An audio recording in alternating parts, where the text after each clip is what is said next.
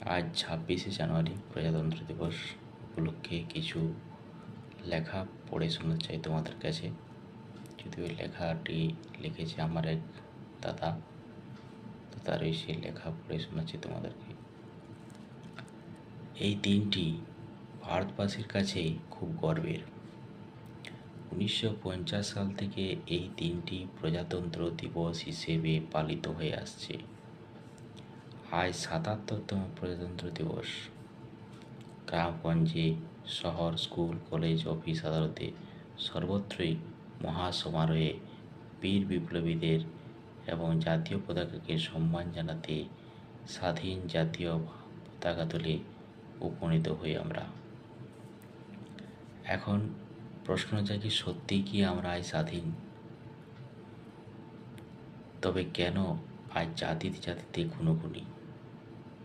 কেন ধর্ম নিয়ে ছিনিমিনি? কেন আজ নারী নির্যাতন?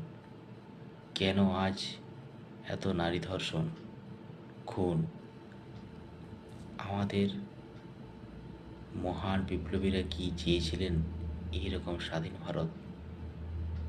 যদি সত্যি আমরা দেশকে ভালোবাসি, সত্যি ভারত মাতাকে আমরা ভালোবাসি, তাহলে আজ সকলে মিলে প্রতিজ্ঞা করতে হবে, হিংসা, বিবাহ, জাতিভেদ, ধর্ম ভুলে লক্ষ্মীবাঈ, প্রীতিলতার বংশধর আমাদের মা বোনেদের সম্মান বজায় রাখতে, ভারত মাতাকে অখণ্ড রাখতে কাঁধে কাঁধ মিলিয়ে, হাতে হাত মিলিয়ে সগর্বে বলতে হবে, ভারত মাতা কি জয়।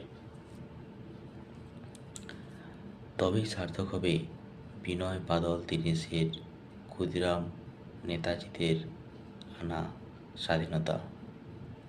তবেই সার্থক হবে আমাদের প্রজাতন্ত্র দিবস উদযাপন।